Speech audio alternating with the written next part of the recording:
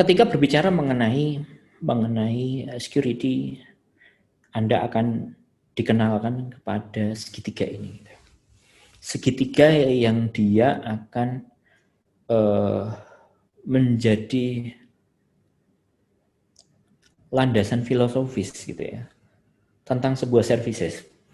Bagaimana kemudian ketika services itu dia disediakan, nomor satu availability, ketersediaan data, ketersediaan sistem ini mesti dijaga. Ya, itu availability. Yang kedua, integrity, bahwa sistem yang memunculkan data-data itu adalah sistem yang bisa dipercaya. Integritasnya ada. Sistem ini punya integritas. Sistem ini bukan sistem kaleng-kaleng. Sistem ini bukan sistem abal-abal. Identitasnya jelas gitu ya. Jadi punya integritas. Sehingga data-data yang ada di dalamnya itu betul-betul data-data yang bisa dipercaya. Yang ketiga adalah confidentiality. Confidentiality itu adalah satu situasi di mana data itu hanya bisa diakses oleh orang-orang yang berhak. Nah, kemudian implikasinya kita mesti mendefinisikan orang-orang yang punya hak itu siapa. Ya, ada user yang bersangkutan, dia boleh mengakses data pribadinya, jelas. Yang kedua, ya, admin boleh enggak dia mengakses data pribadi end user, ini mesti didefinisikan gitu. Sejauh mana kemudian data pribadi user boleh dilihat, boleh enggak ngelihat passwordnya end user, gitu. Mesti ada definisi kan. Nah, dalam pembangunan sistem ini pun kemudian Anda mesti pikirkan, ini proses bisnis penggantian password kayak apa nih? Apakah kemudian kita calling administrator, hey administrator, tolong gantikan password saya ya, apa 123 misalnya. Kemudian diketikkan oleh administrator 123. Something yang kemudian blowing our mind kan. Ada apa sistem yang seperti itu? Jangan dikira. Ada, ya. Luar biasa. Terus bagaimana penanganannya? Nah, hari ini orang mengembangkan sistem karena dia merasa trust dari end user itu diperlukan. Dia memberikan kesempatan kepada end user seluas-luasnya untuk kemudian mengamankan datanya. Salah satunya adalah ketika dia membuat password akan disimpan dalam kondisi yang terenkripsi misalnya. Penggantian password hanya bisa dilakukan oleh end user. Administrator nggak boleh ganti password. Itu salah satu proses bisnisnya berkait dengan membangun trust, penjagaan confidentiality data. Ya, ini penting. Sekarang Anda mengenal yang namanya MFA, multi-factor authentication.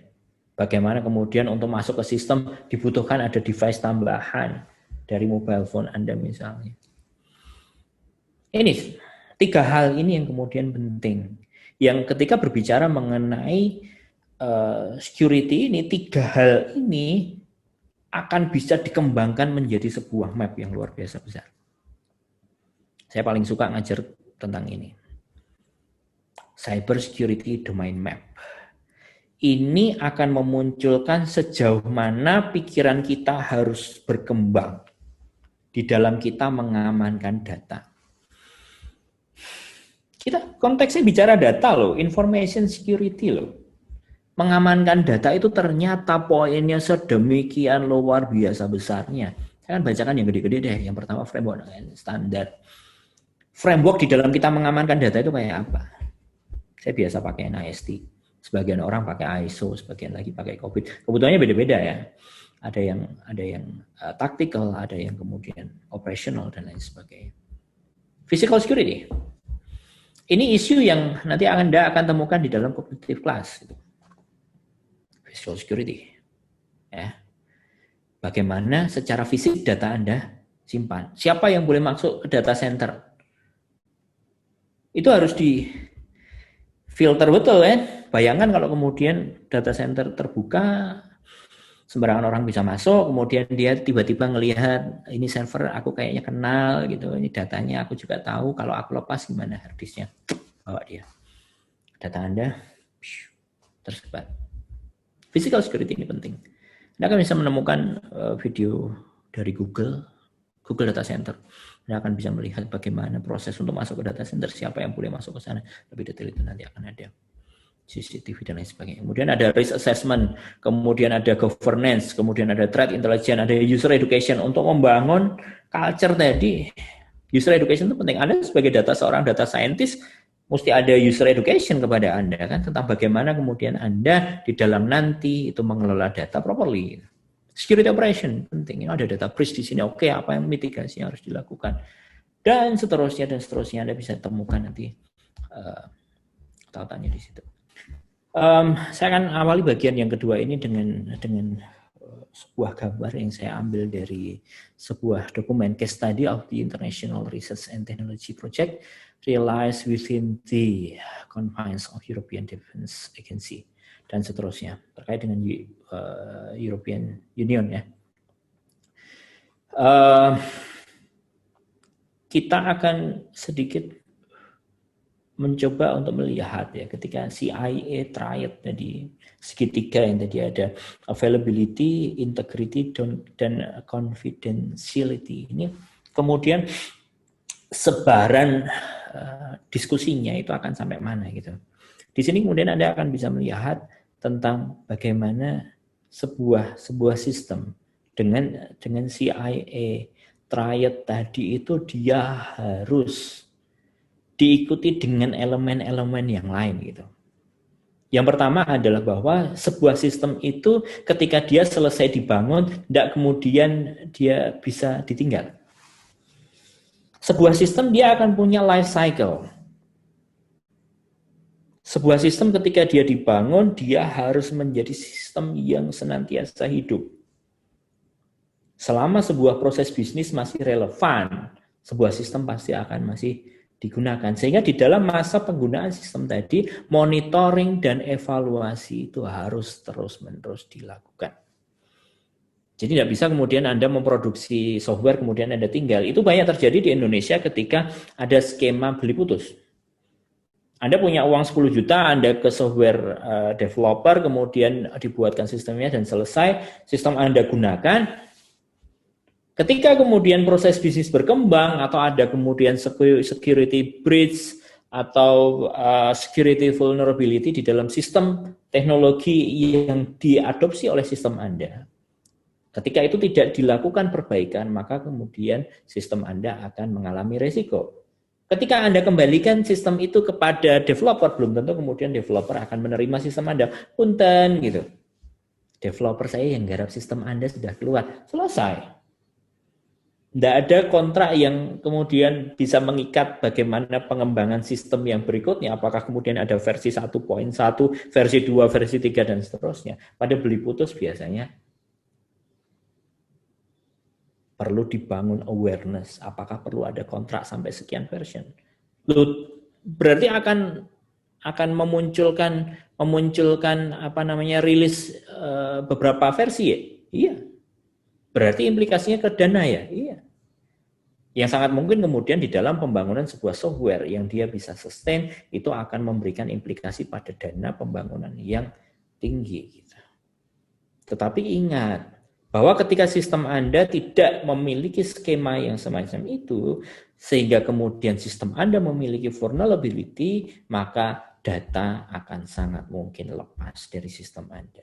Data akan sangat mungkin dikonsumsi oleh orang yang tidak semestinya memiliki hak. Implikasinya apa? Seperti yang saya jelaskan di depan tadi. Sehingga dalam perspektif risk assessment, di dalam cyber security domain tadi ada risk assessment, perlu dilakukan perhitungan betul-betul. Sejauh mana kemudian sistem itu harus dilakukan pengamanan berdasarkan tingkat resiko. Jadi dilakukan analisa di sana. Resiko apa saja yang memungkinkan terjadi di dalam bagian sistem A, pada modul B, modul C, dan seterusnya. Pada proses bisnis yang sekian puluh atau sekian ratus itu harus dianalisa satu persatu. Mungkin enggak sebuah software dibuat 2 minggu, bisa-bisa aja. Tetapi saya yakin pada bagian ini akan tertinggal. Ini yang penting. Apalagi kemudian kita comply kepada GDPR atau PDP tadi. Dalam kita melakukan pengamanan dan seterusnya. Karena sistem itu tidak sekedar bagaimana dia bisa muncul ketika user itu mengakses. Itu baru salah satu bagian dari CIA triad tadi. Baru availability. Bagaimana dengan integrity? Nah, kalau sembarangan orang bisa masuk ke dalam sistem kemudian melakukan perubahan sistem, kita tidak bisa percaya data yang ada di dalamnya kan. Integritas dari sistem nol. Persis seperti seseorang yang dia pagi bilang apa, sore bilang apa, yang lain kemudian dikatakan orang yang tidak berintegritas. Kita nggak bisa percaya kan. Kalau kita punya sistem, kita punya proses bisnis di sistem itu, kemudian datanya tidak bisa dipertanggungjawabkan, kita nggak akan bisa rely pada sistem itu. Integritasnya nol. Confidentiality-nya gimana? Data kemudian bisa diakses. Serem. Ini yang harus dilakukan. Risk assessment itu harus dilakukan terus-menerus. Sehingga menarik ketika saya bicara di salah satu paper tentang DevOps misalnya, Anda bisa cek nanti development dan operation itu seperti apa. Itu ada satu infinity loop gitu ya. Infinity loop yang kemudian di dalam setiap pengembangan sistem itu akan ada operational, kemudian ada evaluasi, redevelopment, operational, evaluasi, redevelopment, dan seterusnya gitu. Muter terus, Anda akan bisa melihat bagaimana Anda di Android Anda misalnya atau iPhone Anda misalnya, Anda akan mendapati updates yang nearly setiap bulan gitu. Atau setiap sekian pekan gitu ada update baru dan seterusnya. Kenapa update itu muncul? Karena di dalam risk assessment muncullah resiko. Ini ada resiko begini, ada user report begini. Oke, berarti harus dievaluasi, redevelopment dan seterusnya. Sehingga di dalam kita mengembangkan sistem, apalagi kemudian enterprise system ya, sistem yang digunakan oleh banyak orang. Kita melihat kampus itu adalah salah satu jenis enterprise loh. Mana ada multinational company yang kemudian dia punya sistem diakses oleh katakanlah 30.000 user di perusahaan itu misalnya. Enterprise. Perguruan tinggi di Indonesia 30.000, 60.000, 100.000 dan seterusnya. Ngakses ke sistem bagaimana nih? Solusinya juga enterprise ya. Kita harus kemudian melakukan risk assessment secara berkala. Kemudian promoting awareness. Ya, promoting awareness kita harus sampaikan kepada stakeholder yang kemudian ada di sistem kita untuk kemudian aware securing apa yang harus dia lakukan. Password nggak boleh di-share ke mahasiswa yang lain dan seterusnya. Kemudian ada implementasi policy dan kontrol. Nah, para peserta sekalian yang berbahagia, masih dari paper yang sama Anda akan bisa menemukan bagaimana ketika Anda memiliki classified assets, data Anda tadi itu ketika dia akan diamankan, itu lapisan pengamanannya segini gede gitu. Jadi ketika tiba-tiba classified asset ini atau data itu tiba-tiba muncul di flash disk Anda dan Anda bawa pulang, segala lapisan yang ada di situ hancur semuanya kan. Karena meaningless gitu, karena data Anda bawa keluar, selesai. Sehingga di dalam Anda melakukan pengamanan data nantinya, ini harus menjadi pertimbangan Anda. Termasuk ketika Anda menjadi end user ya, menggunakan sistem orang, ini harus menjadi perhatian Anda. Nah, ada satu peran di dalam sebuah enterprise namanya CISO, ya, Chief Information Security Officer. Anda juga akan bisa menemukan CIO. Di dalam sebuah perusahaan yang belum terlalu besar, biasanya CISO itu nempel kepada CIO. Kepala IT-nya gitulah. Ya. Yang kemudian dia bertanggung jawab untuk menjalankan proses-proses. Kalau CISO dia akan spesifik kepada bagaimana dia membangun paradigma, strategi, policy, surveillance dan lain sebagainya yang berkait dengan sekuritas sistem. Ya, kalau CIO lebih mengarah kepada perawatan sistem secara umum, ya, apakah kemudian sistem berjalan dengan baik atau tidak. Nah, dua orang ini yang kemudian nanti akan punya bawahan-bawahan yang nanti akan bertanggung jawab sepenuhnya di dalam melindungi data Anda. Nah, sehingga nanti akan menjadi culture gitu ya, menjadi culture sekuritas itu. Anda akan menemukan political science di sini karena berkaitan dengan data itu something yang politics ya. Riset itu something yang knowledge ya, ilmu pengetahuan, science ya. Tapi kemudian bagaimana knowledge itu digunakan itu something politics. Sehingga berkaitan dengan data dan security itu politik juga masuk di sana. cyber security, cognitive science, psychology. Itu harus dipelajari berkait dengan surveillance data tertentu itu dia memungkinkan untuk dimakan orang yang jenis apa itu mesti betul-betul dipertimbangkan. Ya. Ini nanti akan Anda bisa diskusi banyak tentang ini, tapi saya nggak akan dalam-dalam lah hari ini. Tinggal 20 menit saja. Nah, public policy-nya ini apa namanya RUU PDP 2020. Tampaknya kalau di situsnya DPR RUU itu belum muncul sehingga saya ambilkan dari hukumonline.com. Ini belum berlaku, masih rancangan undang-undang mendefinisikan data pribadi yang kalau kita baca, saya baca itu satu persatu saya lihat, saya pelajari gitu ya. Kurang lebih diadopsinya dari GDPR. Yang kalau lihat prosesnya, jadi di DPR itu menarik ya. Di DPR itu menarik, setiap rancangan undang-undang ketika dia sedang menjalani proses di DPR dan bersama pemerintah itu, lognya itu akan kelihatan gitu. Lognya itu akan kelihatan tanggal berapa ada pembicaraan tingkat 1, akan ada proses pemanggilan, diskusi, dan lain sebagainya. Itu akan detail sekali, Anda akan bisa lihat di dpr.go.id. Dan cek setiap rancangan undang-undang itu ada yang semacam ini. Ini menarik gitu. Artinya ketika undang-undang itu ada, prosesnya itu benar apa enggak, itu salah satunya akan bisa dilihat dari sini. Contoh misalnya ini dari PDP ya. PDP ada pembicaraan tingkat 1 dengan misalnya adalah Ketua Umum ATSI, Asosiasi Perusahaan Penyedia Teknologi seluruh Indonesia. Kemudian yang kedua Ketua Umum APJI, Asosiasi Penyelenggara Jaringan Internet Indonesia. Jasa Internet Indonesia APJI, Asosiasi Penyelenggara Jasa Internet Indonesia. Ini dokumennya itu Anda akan bisa klik di sana, kemudian hasil bukan hasil ya, dokumen presentasinya itu seperti apa, itu akan bisa dilihat di sana. Jadi setiap stakeholder yang berkaitan dengan undang-undang tertentu itu akan ada proses yang seperti ini, Anda bisa cek.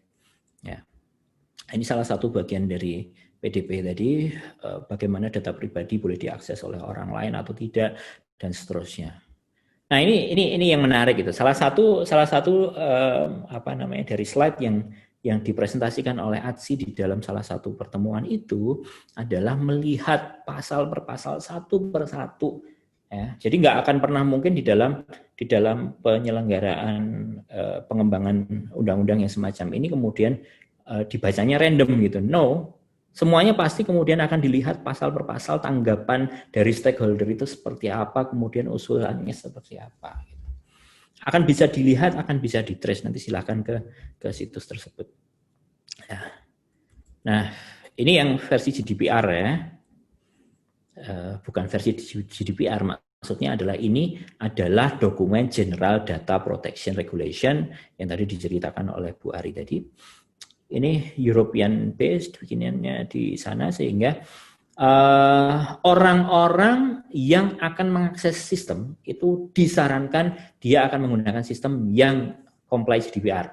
Sehingga perusahaan-perusahaan yang dia akan menarget user dari Europe diharuskan untuk kemudian comply ke GDPR. Karena kalau dia nggak comply nggak akan ada orang yang mengakses ke sana gitu. Ya. Praktis pasarnya menjadi 0 gitu. Jadi siapapun yang kemudian membuat sistem untuk target mereka, GDPR ini penting. Ya, dan seterusnya. Ini ada satu situs yang menarik kalau Anda, ini versi PDF-nya, Anda bisa cek di european-lex.europa.eu, ada linknya di situ. Kemudian ini ada satu situs gdpr-info.eu ini membentuk atau reformatting undang-undang tadi, GDPR tadi ke dalam bentuk yang mudah untuk Anda navigasi ya dari pasal ke pasal gitu.